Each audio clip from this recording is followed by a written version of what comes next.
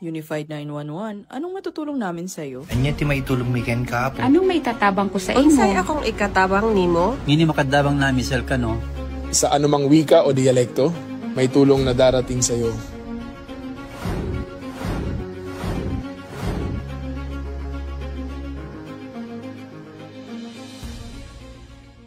Lilingkod sa bawat Pilipino at magbibigay ng tamang impormasyon para sa tahimik at maayos na Pilipinas. Police News Network, alagad ng batas, tagapagtaguyod ng balitang pulis, sandigan ng mamamayan, patnubay ng katotohanan. Kampo Krame, maghahatid ng pinakahuling kaganapan at nagbabagang balita. Ito ang PNN Police News Network. At ngayon, ang inyong mga tagapagbalita. Magandang araw, bagong Pilipinas. Ako ang inyong alagad ng batas, tagataguyod ng balitang pulis. Ako si Patrolwoman Janina Aguas ng Manila Police District. Maghahatid sa inyo ng tamang balita, kwento ng pulis at serbisyo para sa mamamayan. At ito ang PNP News Online, ang pangunahing balita ng Police News Network. Alagad ng batas, tagataguyod ng balitang pulis.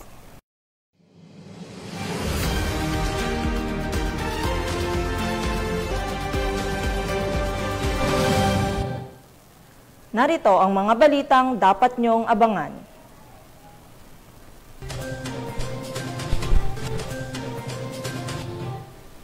Mahigit 6 na milyong halaga ng cocaine sinurn over sa mga otoridad sa Palawan.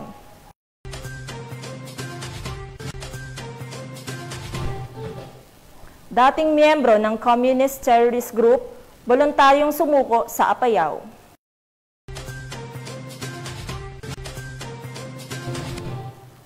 Mahigit 2 milyong halaga ng iligal na droga at baril na kumpiska sa Iloilo.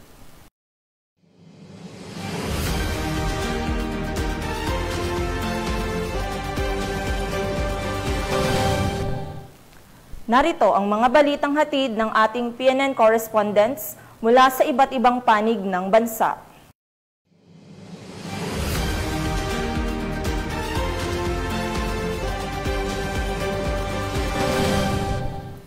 Simulan natin ang balita mula sa bahagi ng Luzon.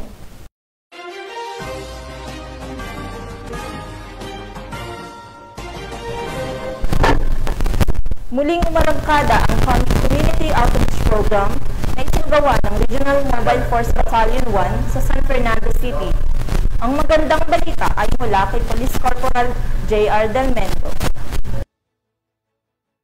Tagumpay na isinagawa ng Regional Mobile Force Battalion 1 sa pamumuno ni Police Lieutenant Giselle Insadjan, Officer in Charge ng Community Affairs Section, at sa ilalim ng supervisyon ni Police Colonel Fidel D.G. Junio, Acting Force Commander, ang isang community outreach program para sa mga residente ng Barangay Sakyud sa lungsod ng San Fernando, La Union, sa pakikipagtulungan ng Bureau of Fire Protection, Municipal Civil Registry at City Disaster Risk Reduction and Management Office ng San Fernando City. Nagbigay ang RMFB-1 ng iba't ibang serbisyong pangkomunidad upang matulungan ang mga mamamayan na mahagi ng food packs sa mga benepisyaryo at nagsagawa ng lecture hinggil sa kahandaan sa sakuna at fire drill upang itaas ang kaalaman sa kaligtasan. Nagbigay rin ng BP monitoring, serbisyo mula sa Civil Registry at libreng gupit para sa kaginhawaan ng mga residente. Bilang dagdag na suporta, nagkaloob ang unit ng BP apparatus, bola ng basketball at arnis equipment na donasyon mula kay Ms. Rosalind Advincula, miyembro ng Battalion Advisory Group, upang pasiglahin ang kalusugan at sport sa komunidad. Sa pamamagitan ng programang ito, pinatunayan ng RMFB-1 ang kanilang patuloy na pagtugon sa pangangailangan ng mga mamamayan, pagtataguyod ng kaligtasan, kalusugan at pagkakaisa sa lalawigan ng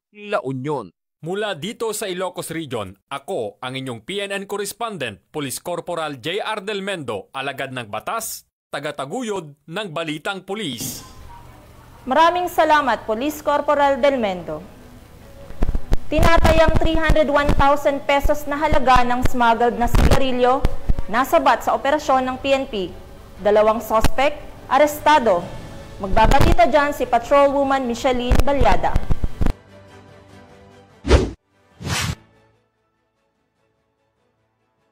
Arestado ang dalawang individual sa matagumpay na operasyon laban sa pagbebenta ng peking sigarilyo ng Dinapige Municipal Police Station nito lamang Sabado, 18 ng Oktubre taong kasalukuyan sa Barangay Digumased, Dinapige, Isabela. Sa pangunguna ni Police Captain Joshua C. Furigay, officer in charge ng Dinapige Municipal Police Station, naaresto ang mga suspek na kinilalang sina alias JV, 34 anyos at alias Ted, 36 anyos, matapos mahuling aktwal na nagbebenta ng mga peking sigarilyos sa harap ng Juantas Store dakong 1:00 ng hapon. Batay sa ulat ng Barangay Intelligence Network, ang mga suspek ay nagbebenta at nagdi-distribute ng mga kontrabandong sigarilyo sa mga bayan ng Kasiguran at Dilasag sa Aurora at maging sa Dinapige, Isabela. Na-recover mula sa kanila ang 16 na kahon ng iba't ibang brand ng peking sigarilyo na may kabuuang halagang 301,000 pesos at isang puting Isuzu NKR truck na ginamit sa illegal na gawain. Ang mga suspek ay nahaharap ngayon sa kasong paglabag sa Section 263 ng Republic Act 8424 o National Internal Revenue Code. Nasa kustudiya na sila ng Dinapige Municipal Police Station para sa kaukulang dokumentasyon at disposisyon. Ang naturang operasyon ay bahagi ng patuloy na kampanya ng PNP Dinapige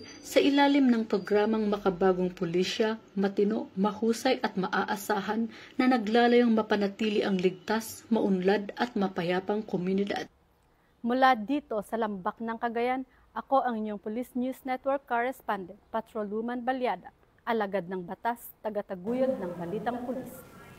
Maraming salamat, Patrolwoman Balyada. Sa walang humpay na operasyon kontra ilegal na droga ng PNP, nasabat ang 850,000 pesos na halaga ng ilegal na droga mula sa 2 lalaki sa isinagawang bypass operation ng Cabuyao PNP. Patrolwoman May Sarturio, ibalita mo. 2 suspek ang naaresto sa ikinasang bypass operation ng Cabuyao Component City Police Station nito lamang Oktubre 18 taong kasalukuyan sa Barangay Gulod, Cabuyao City, Laguna. Kinilala ni Police Colonel John R. Yupio, Acting Provincial Director ng Laguna Police Provincial Office, ang mga suspect na sina alias Huawei, 31 anyos, at alias Ray, 29 anyos, na kapwa-residente ng Santa Rosa City, Laguna. Nakumpiska mula sa mga suspect ang humigit kumulang 125 gramo ng hinihinalang shabu na may standard drug price na aabot sa 850,000 pesos, isang weighing scale, isang belt bag, at iba pang drug paraphernalia. Ang buong operasyon ay naisagawa sa presensya ng isang hala na opisyal ng isang barangay at isang kinatawa ng media habang ito ay naitala gamit ang isang body-worn camera. Kasalukuyang nasa custody ng Cabuyao CCPS ang mga arestadong suspect na nakaharap sa kasong paglabag sa Republic Act 9165 o ang Comprehensive Dangerous Drugs Act of 2002. Mula rito sa Calabarzon, ako ang inyong Police News Network correspondent, Patrolwoman Sarturio, alagad ng batas, tagataguyod ng balitang pulis. Maraming salamat, Patrolwoman Sarturio. Mahigit 6 na milyong halaga ng cocaine ang tinurnover ng isang mangingisda sa mga otoridad sa Puerto Princesa City, Palawan. Ang buong detalye ay hatid ni Patrolwoman Desiree Padilla. Uri ng Puerto Princesa City Police Office ang katapatan at pagiging alerto ng isang mangingisda mula sa Barangay Bagong Bayan matapos nitong agad na isuko sa mga otoridad ang isang pakete ng hinihinalang cocaine na natagpuan niyang palutang-lutang sa dagat nito lamang Oktubre taong kasalukuyan. Batay sa investigasyon, bandang alas 8 ng umaga nang mapansin ng naturang mangingisda ang isang kahinahinalang pakete habang pauwi mula sa pangingisda. Agad niya itong pinaalam kay Barangay Captain Rolly A. Magbanwa na mabilis namang nakipag-ugnayan sa Police Station 3 upang may parating sa mga otoridad ang natuklasan. Agad na rumisponde sa ulat ang mga tauhan ng Police Station 3 sa pangunguna ni Police Captain Jescoro S. Orchidera Jr. kasama ang mga kasapi ng City Mobile Force Company, Regional Intelligence Division at City Police Drug Enforcement Unit. Dakong alas 3:50 ng hapon ay formal na sinuko ni Kapitan Magbanwa sa mga rumesponding pulis ang isang pakete na balot ng itim na plastik at may label na 3D Bugatti. Tinatayang nasa 1.15 kilo ang bigat ng nasabing cocaine na nagkakahalaga ng humigit kumulang 6,095,000 pesos. Ayon kay Police Colonel Christian M. Tabdi, Acting City Director ng PPCPO, labis niyang pinapurihan ang pinakitang katapatan ng mga mangingisda at mabilis na aksyon ng mga opisyal ng barangay. Kasabay nito, muling pinaalalahanan ni Police Colonel Tabdi ang publiko na huwag itago, ibenta o interesadong pagmamay-ari ang anumang kontrabandong makikita dahil ito ay may mabigat na parusang nakapaloob sa batas. Patuloy namang nakikipag-ugnayan ng PPCPO sa Philippine Drug Enforcement Agency, Philippine Navy at Philippine Coast Guard upang mas mapalakas ang pagbabantay sa mga karagatang sakop ng Palawan. Tiniyak ni Police Colonel Tabdi na nananatiling matatag ang PPCPO sa pagpapatupad ng kampanya ng PNP laban sa illegal na droga at sa pagtiyak ng isang ligtas at drogang layang Puerto Princesa City. Mula dito sa Home of the Police Eco Warriors, Calapan City, Oriental, Mindoro, ako ang inyong PNN Correspondent, Patrolwoman Desiree Padilla, alagad ng batas, tagataguyod ng Balitang Pulis. Maraming salamat, Patrolwoman Padilla. Dating miyembro ng Communist Terrorist Group, voluntaryong sumuko sa mga otoridad sa Cabugao, Apayao. Patrolwoman Jesly Sabado, magbabalita. Yung sumuko sa mga otoridad ang isang dating kasapi ng NPA sa baryo sa barangay EKB, Cabugao, Apayao noong 17 ng Oktubre taong kasalukuyan. Ang sumukong individual, nakilala sa alias na Edgar, 40 taong gulang, may asawa, magsasaka at residente ng nasabing barangay na dating kasapi ng NPA Indabaryo member sa ilalim ng KRCV Comprov Cagayan. Pinangunahan ng pinagsamang pwersa ng 15th of 5th Maneuver Company, RMFB-15 bilang lead unit. Katuwang ang iba pang unit ng pulisya at ang Philippine Army, ang pagsuko ng naturang individual kasama ang isang caliber 45, isang magazine at 5 bala. Ang voluntaryong pagsuko ay resulta ng pinaigting na kampanya ng pamahalaan laban sa insurhensiya sa ilalim ng Executive Order No. 70 o NTF-ELCAC na naglalayong wakasan ang armadong tunggalian sa bansa. Ang individual ay kasalukuyang nasa kustodiya ng 15th of 5th Maneuver Company, RMFB-15 para sa dokumentasyon at debriefing, habang ang isinukong baril ay ipapasa ilalim sa ballistic examination ng Apayao PFU. Patuloy namang hinihikayat ng kapulisan ang iba pang kasapi ng rebeldeng grupo na magbalik loob sa pamahalaan at makibahagi sa mga programang pangkapayapaan at pangkabuhayan na naglalayong maghatid ng panibagong simula mula sa mga dating kasapi ng armadong kilusan. Mula dito sa probinsya ng Apayao, ako ang iyong PNN Correspondent, Patrolwoman Jesly Sabado, alagad ng batas, tagataguyod ng Balitang Pulis. Maraming salamat, Patrolwoman Sabado. 36 anyos na lalaki, arestado sa ikinasang anti-illegal drug operation ng Pasig City Police Station. Ang balita ay mula kay Patrolwoman Ivy Corporal. Naaresto ng mga operatiba ng Pasig City Police Station Drug Enforcement Unit ang isang lalaki sa ikinasang operasyon laban sa ilegal na droga sa barangay Pinagbuhatan, Pasig City. Kinilala ng Pasig Police ang sospek na si alias Gabriel, 36 anyos at naninirahan sa barangay Pinagbuhatan sa Pasig City. Nasamsam ng pulisya kay alias Gabriel ang 2 gramo ng hinihinalang shabu na may malaking halaga. Nahaharap ngayon ang sospek sa kasong paglabag sa Section 11, Article 2 ng Republic Act 9165 o mas kilala bilang Comprehensive Dangerous Drug Act of 2002. Mula dito sa Camp Bagong Diwa, Bikutan, Taguig City, ako po ang inyong PNN Correspondent, Patrolwoman Ivy Corporal, alagad ng batas, tagataguyod ng Balitang Pulis. Maraming salamat, Patrolwoman Corporal. Simulan natin ang balita mula sa bahagi ng Visayas.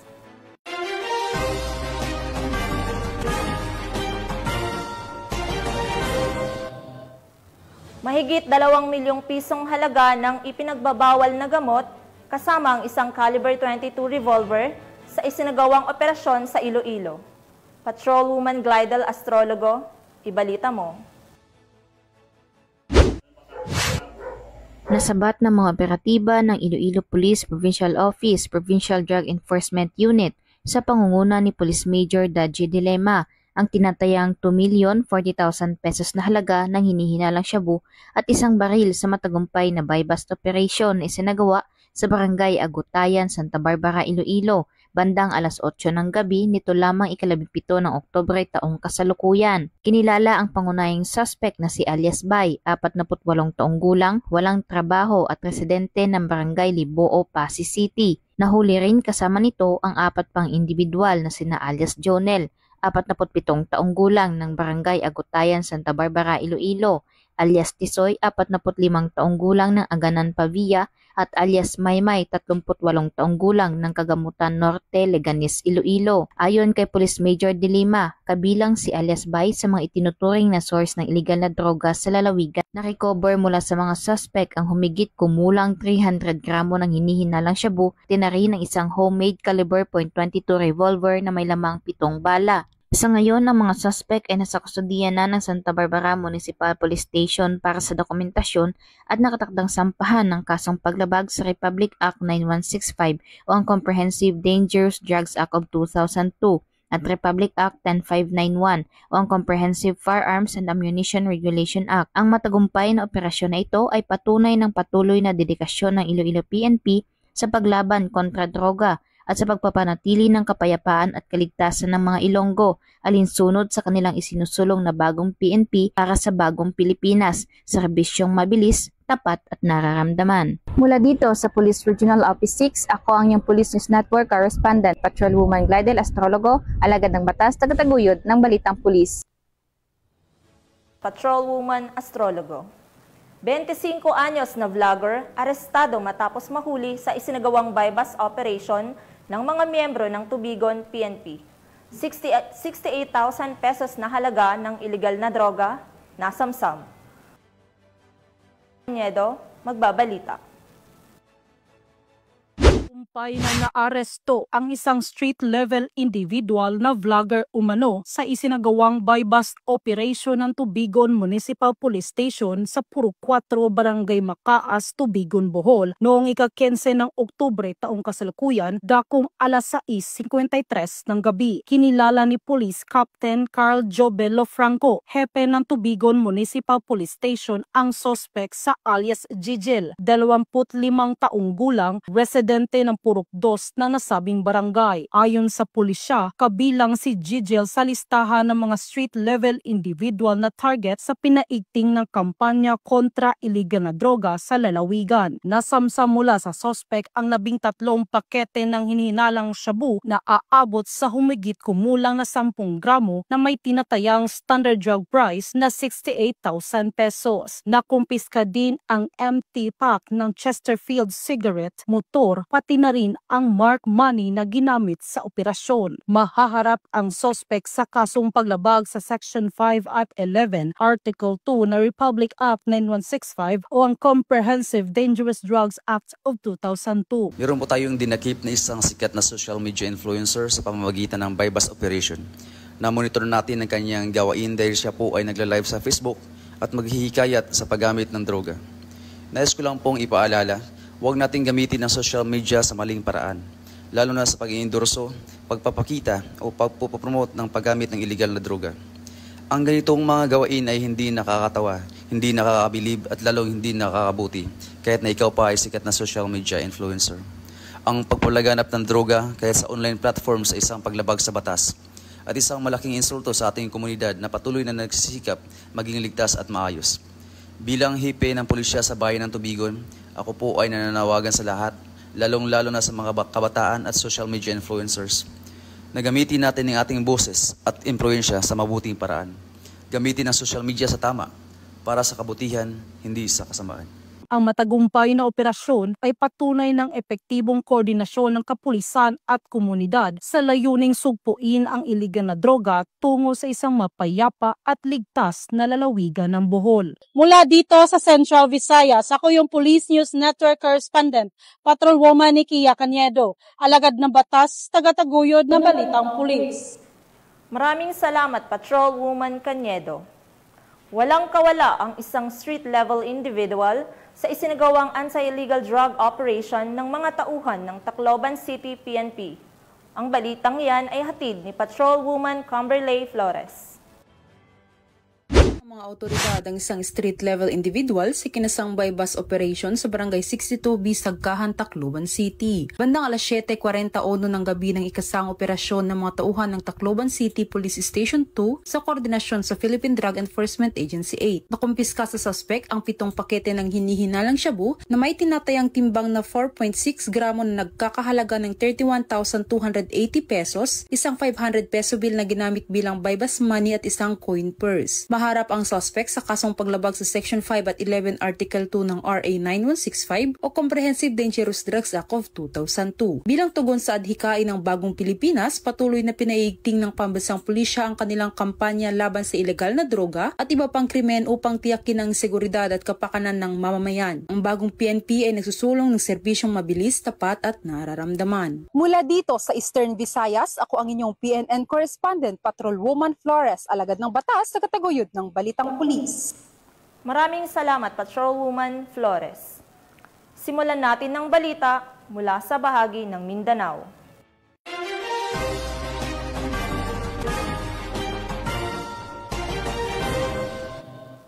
Hindi na nakapalagpas sa mga tauhan ng Regional Police Drug Enforcement Unit 10 ang isang drug suspect sa isinagawang bypass operation sa Valencia City, Bukidnon. Maghahatid ng balita si Patrolwoman Riza Sahonia.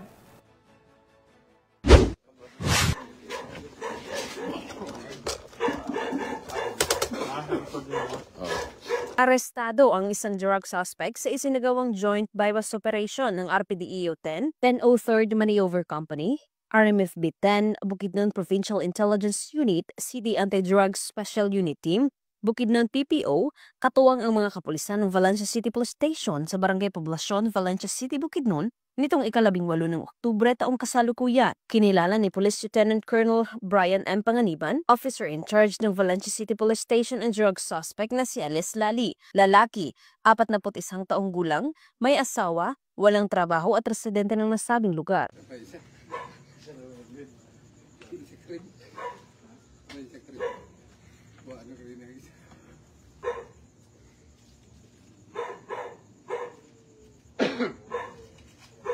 Sa ikinasang joint bypass operation ng mga operatiba ay nagresulta sa pagkakakumpiska ng mga pakete ng hinihinalang shabu na may standard drug price na 36,040 pesos at isang 500 peso bill na ginamit bilang bypass money. Ang suspect ay nahaharap sa kasong paglabag sa RA 9165 o Comprehensive Dangerous Drugs Act of 2002. Mula dito sa Northern Mindanao, ako ang inyong Police News Network correspondent, Patrolwoman Riza Sahonia, alagad ng batas, tagataguyod ng Balitang Pulis. Maraming salamat, Patrolwoman Sahonia. Sa kulungan ang bagsak ngayon ng isang high-value individual sa isinagawang operasyon ng Mati City Police Station. 68,000 pesos na halaga ng ipinagbabawal na gamot, nasabat. Magbabalita dyan si Patrolwoman Bernamay Lapus. Ang isang drug personality sa isinagawang bypass operation ng Mati City Police Station sa Purok Seaside, Barangay Badas, Mati City, Davao Oriental, nito lamang ika-18 ng Oktubre taong kasalukuyan. Kinilala ni Police Lieutenant Colonel Frederick C. Saaw, Acting Chief of Police ng Mati City Police Station, ang suspect na si alias Buhel, 38 anyos, driver na tinaguriang high-value individual sa nasabing lugar. Ayon pa kay Police Lieutenant Colonel Saaw, nahuli ang suspect ng mga tauhan ng Mati City Police Station sa koordinasyon ng City Drug Enforcement Unit. Na-recover mula sa suspect ang 3 pakete ng pinaghihinilaang shabu na may tinatayang bigat na 10 grams na may standard drug price na 68,000 pesos, isang black pouch at bypass money na ginamit sa operasyon. Samantala, ang suspect ay kasalukuyang nasa kustodiya na ng nasabing istasyon para dumaan sa tamang disposisyon at mahaharap sa kasong paglabag sa Republic Act 9165 o ang Comprehensive Dangerous Drugs Act of 2002. Ang matagumpay na operasyon ay bahagi ng pinapaigting na kampanya ng Police Regional Office 11 sa ilalim ng pamumuno ni Police Brigadier General Joseph R. Arquiles laban sa iligal na droga sa Rehiyon 11. Mula dito sa Police Regional Office 11, ako ang iyong PNN Correspondent, Patrolwoman Bernamin Lapus, alagad ng batas, tagataguyod ng Balitang Pulis. Maraming salamat, Patrolwoman Lapus. 518,000 pesos na halaga na smuggled na sigarilyo na-recover sa checkpoint ng mga otoridad sa Sultan Kudarat, Maguindanao del Norte. Ang buong detalye ay mula kay Patrolwoman Angela Bandarlipe. Na-recover ang 518,000 pesos halaga ng smuggled cigarettes sa isinagawang anti-criminality checkpoint operations at police visibility ng mga personahe ng Sultan Kudarat PNP sa Diversion Road, Barangay Dumalungkob, Sultan Kudarat, Maguindanao del Norte nito lamang 17 ng Oktubre taong kasalukuyan. Ayon kay Police Lieutenant Colonel Hector E. Tanyo Jr., Acting Chief of Police ng Sultan Kudarat MPS, bandang alas 9:50 ng gabi nang nasabing petsa nang makatanggap ng ulat ang naturang istasyon mula sa isang concerned citizen tungkol umano sa mga hinihinalang mga abandonadong smuggled na sigarilyo. Agad namang rumisponde ang mga operatiba ng Sultan Kudarat MPS at doon na-recover ang 14 na kahon ng iba't ibang klase ng umano'y smuggled na sigarilyo na tinatayang nagkakahalaga na humigit kumulang 518,000 pesos na iniwan umano sa madilim na bahagi ng nasabing lugar ng isang hindi pa nakikilalang suspect.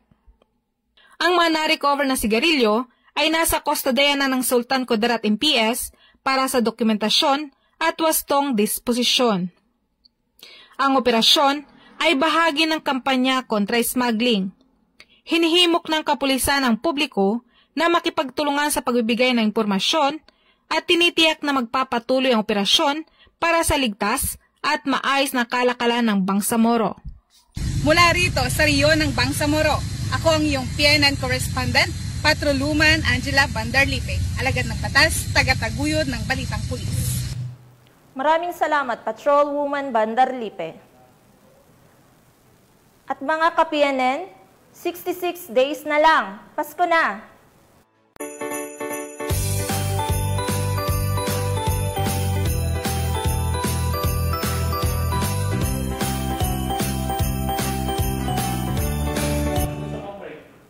Sa ngalan ng pamunuan ng Philippine National Police, sa pangunguna ni Acting Chief PNP Police Lieutenant General Jose Melencio Nartates Jr.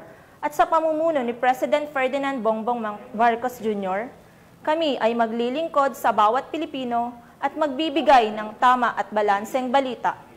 Mula rito sa tanggapan ng tagapag-ugnay ng pambansang pulisya, kami ang inyong alagad ng batas, tagataguyod ng Balitang Pulis. Ako ang inyong tagapag-ugnay, ako si Patrolwoman Janina Aguas. Maghahatid ng tamang balita, kwento ng pulis at serbisyo para sa mamamayan. At ito ang PNP News Online, ang pangunahing balita ng Police News Network.